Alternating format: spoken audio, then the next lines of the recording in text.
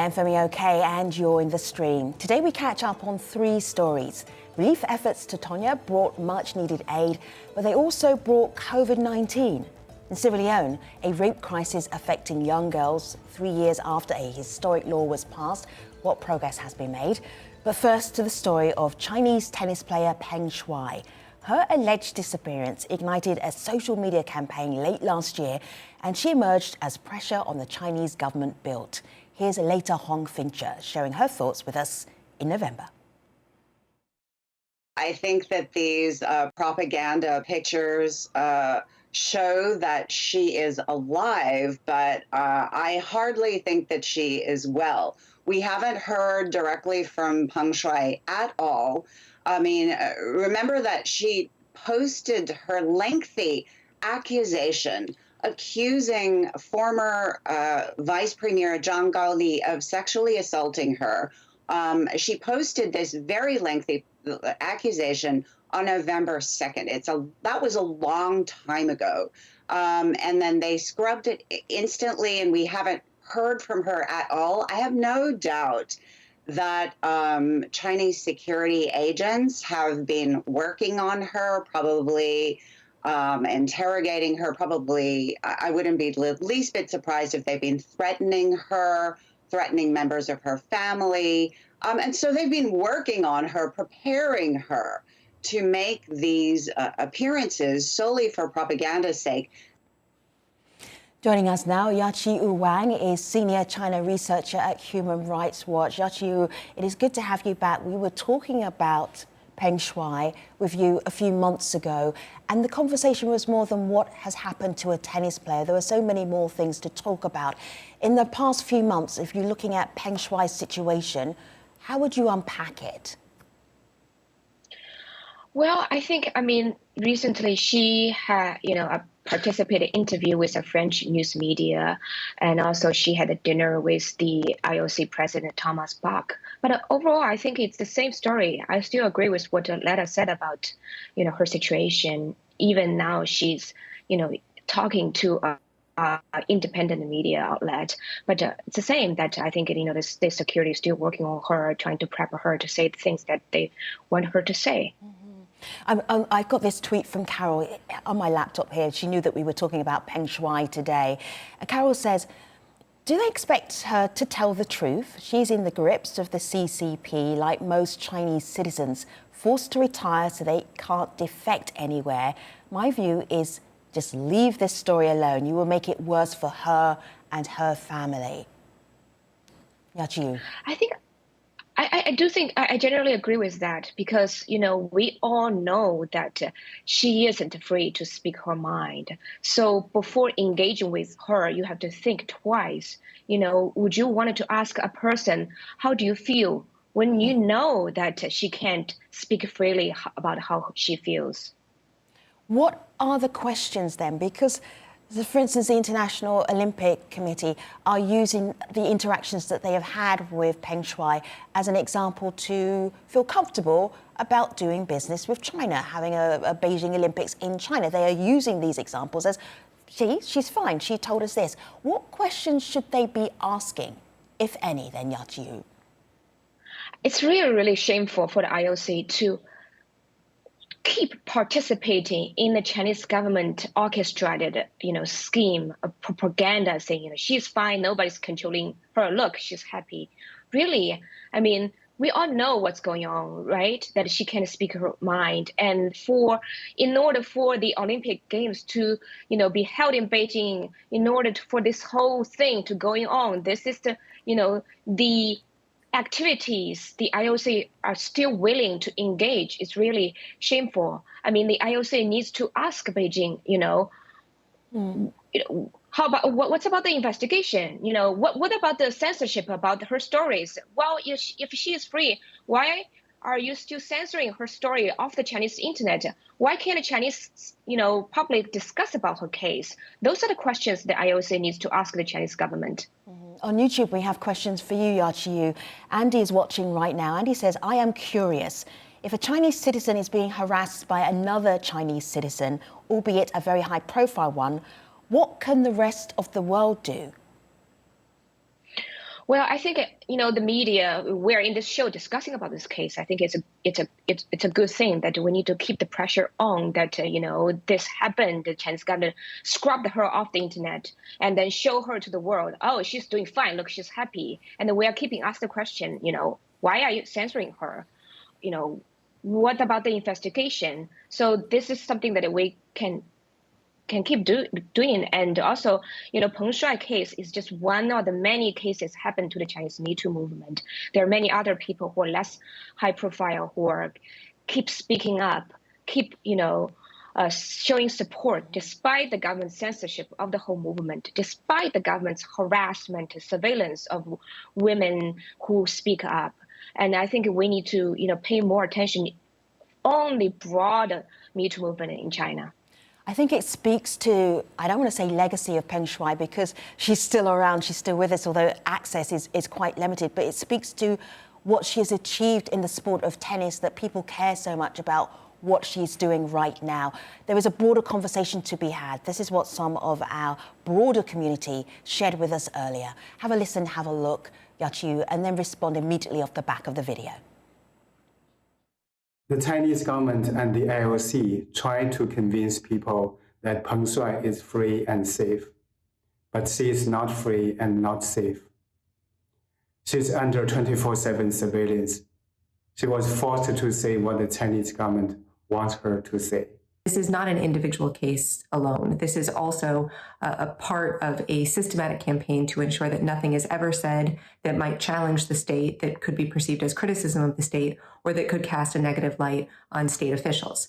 And that's part of the reason that we need to see a more robust response from the international community, insisting on accountability and transparency from Chinese authorities, and calling out the entrenched systems of abuse and silencing.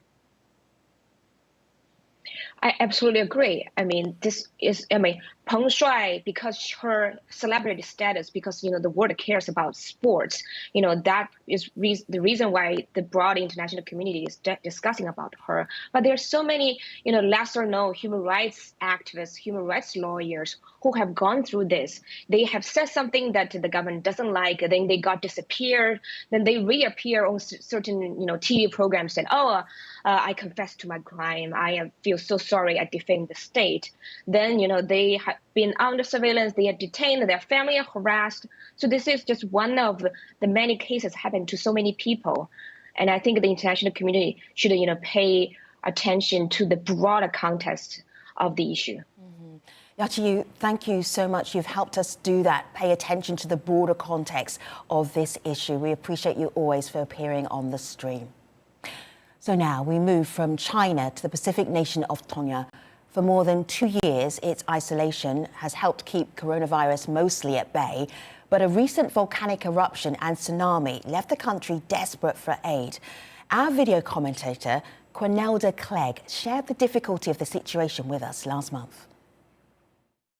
This is a really tough and challenging emergency in Tonga, and with patchy and limited communications, we're really struggling to make contact with our partners on the ground.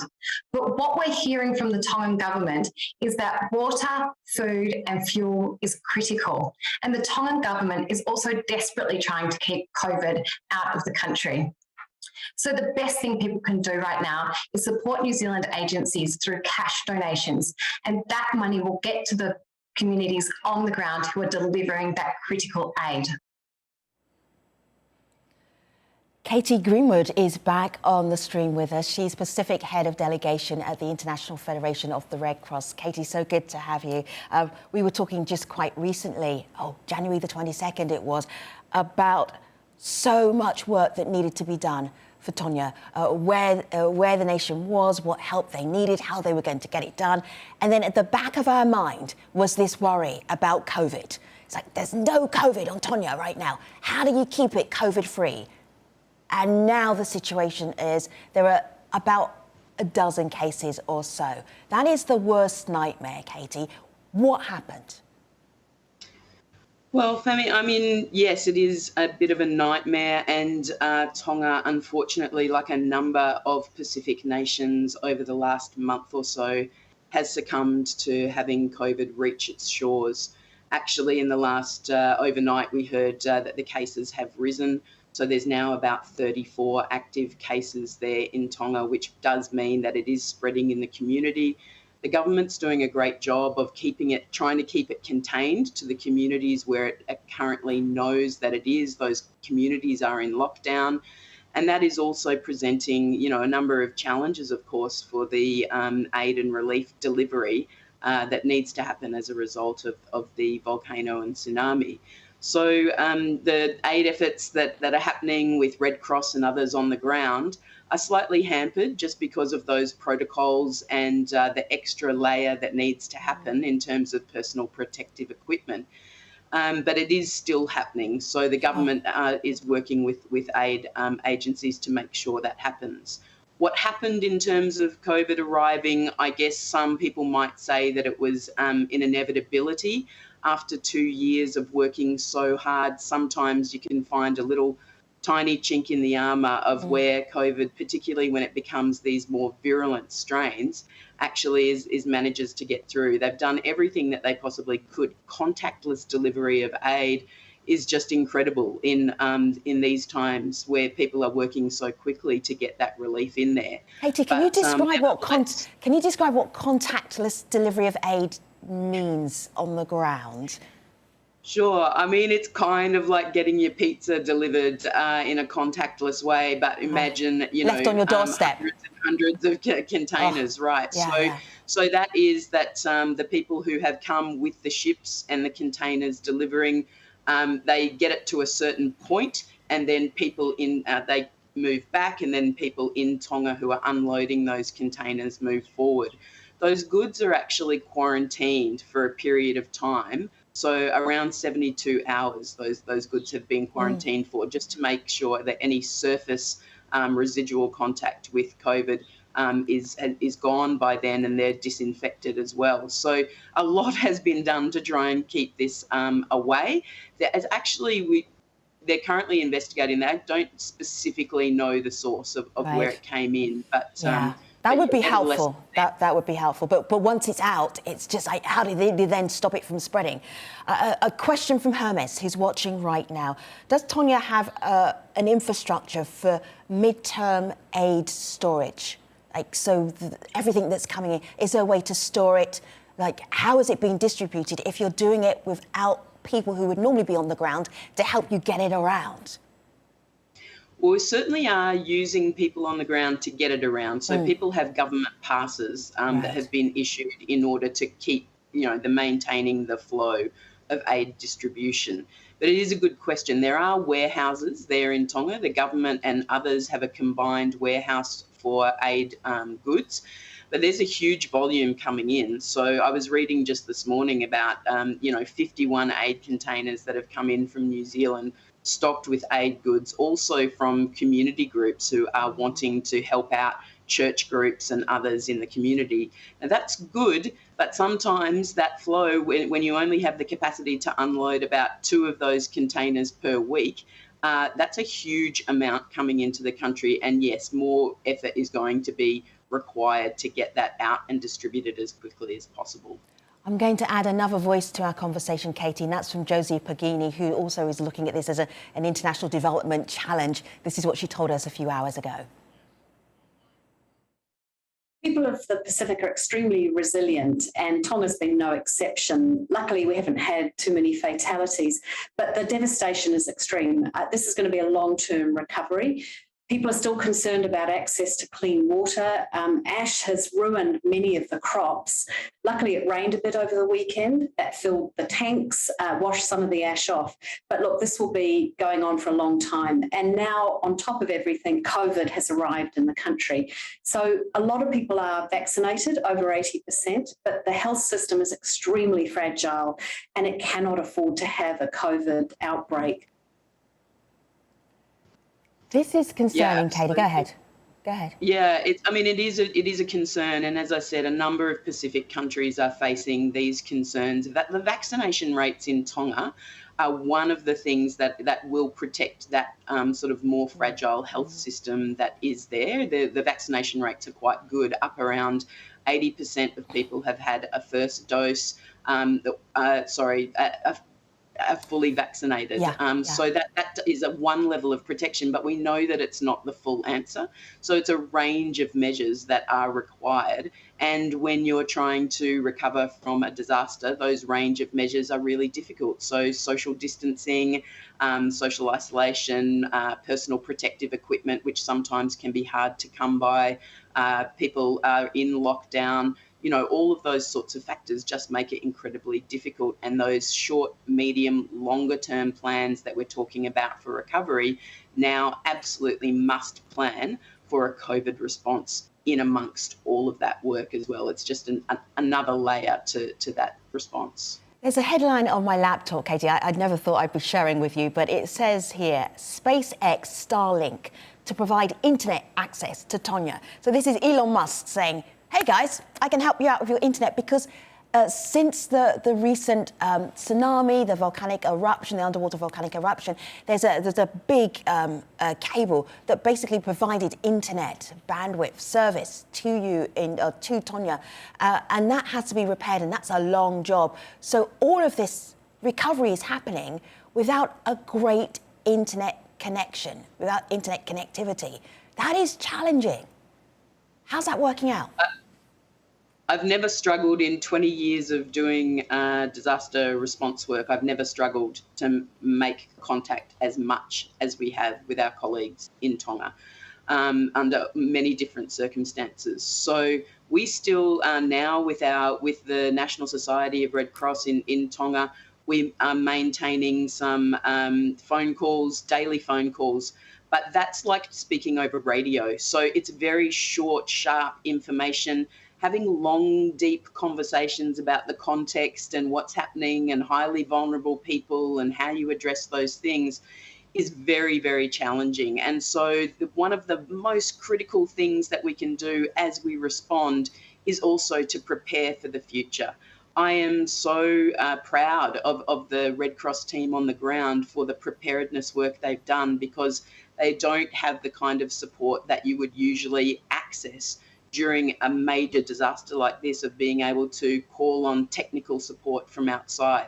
The preparedness and the pre-positioning of relief items, the work that we've done in training, in simulated exercises, I think that's what people don't necessarily see all the time. We concentrate on this bit of response when it happens, not all the months, all the years of preparedness work, which makes people on the local level absolutely able to respond from their community base. All right, Katie, thank you so much. It is a challenging time for Tonga and for people bringing aid to Tonga, but I really appreciate the update. Thank you very much. Now we go from Tonga to Sierra Leone. In 2019, the president declared the rape crisis a national emergency. Here is the First Lady speaking about her husband's reactions to a horrific case that had a major impact on his move to enact policy. A note for you. This next segment will discuss gender-based violence and abuse of children, and it might not be suitable for all viewers. There was a morning one day, I think he was going to work, and then on the radio he heard about a 3-month-old kid that was penetrated, and the child passed away. And that was a very, very hectic day for him. He was basically upset the whole day. He came home, he was really, really angry, and I had to force him to tell me what's going on. And then he explained that a 3-month-old child was actually violated and the child died. I said, well, a 3-month-old, whoever did that did not do it out just to have sex. That's as murder. You kill somebody's baby. So Vicky Ramone joins us now. She's the producer of the Vicky Ramone Show. Vicky, thank you so much for being on this show. A couple of years ago, the national rape crisis in Sierra Leone caught our attention because you told us about it, and particularly about a little girl who you found in a hospital. Will you retell that story, because that little girl passed away recently. Yeah, so in 2018, while in Sierra Leone to produce an episode of my show, I went to a clinic to visit the philanthropist who funds it. It's a women's clinic called Aberdeen Women's Center, and they provide free healthcare and healthcare services for children under 16. But most importantly, they repair fistulas. And I was waiting around getting a tour of the facility when I went into the fistula ward and saw this little girl, really thin and frail, in a wheelchair. And my first assumption was that she was there because she was visiting her mom, because, you know, usually fistula is something that happens from obstructed labor. And so it did not occur to me that she was a fistula patient, but she was, because she had been a victim of rape that had left a golf-sized hole on the bottom of her vertebrae, and it had made her paralyzed. And it's a story that completely tore my soul and broke my heart. And I went home and wrote about it, and that story, you know, went viral in Sierra Leone. And lots of people were angry. And the thing that was infuriating was that at the time that I'd been there, the child had been in the facility for about 2 to 3 months, and a police report had not been filed. So the case hadn't been reported. But then after, you know, the story broke, there's a women's organization called Legal Access for Women, yearning for equal rights and justice in Sierra Leone, and they took up the case. And then lots of other people who are on the front lines of, you know, safeguarding women and fighting for women's rights in Sierra Leone, including the Asma James Foundation, the Rainbow Center, which has been providing services for victims of rape across Sierra Leone for about a decade. Everybody basically came together to, you know, raise the alarm that this is unacceptable. And a campaign started called Black Tuesday, and, you know, the public was for the first time in my life, at least from my adult life, having a conversation about gender-based violence, sexual gender-based violence in Sierra Leone. Okay. And 4 months after that story break, the president called a national emergency for rape, also the first time. Within a year, legislation had changed in Sierra Leone, where the parliament strengthened the laws and increased penalties for people who violate children. So Vicky, made it like a minimum of. Mm-hmm. So Vicky, I'm just going to pause you just for a moment, because I love the trajectory that you're sharing with me about a conversation that had to be had about child rape and a rape culture in Sierra Leone, and in the process to enshrining protection in the law. I'm going to fast forward to where we are right now. And we spoke to the UN in Sierra Leone about what impact making legislation has made. Their take may be very different from your take. Let's have a listen. Sierra Leone has made great advancements since 2019 in terms of tackling issues of sexual gender-based violence. The government is very committed to make positive changes. We see this through its collaboration with civil society and other development partners, and concretely we can see increased investment in services such as one-stop centers, specialized police units, strengthening of social workforce, and case management. What you and many other advocates have done has changed the way Sierra Leone looks at rape and legislates about rape. But as a journalist and a broadcaster, if you're being very frank, what's changed? Yeah, so yes, I think strengthening the legislation is great. That has happened. However, nothing has happened in prevention and nothing has happened in safeguarding. So the conversations that need to happen within our communities and our societies with boys and men to help them understand the value of a girl's life, issues of consent, the value of a woman's life, women's rights to autonomy, a girl's rights to autonomy, that's not happening. And in terms of safeguarding, this is where we're going to end our program, because you see that there is so much more to be done. But I really appreciate you coming back and reminding us of that and getting us up to date with the story that started a whole stream program a few years ago. Thanks for watching. See you next time.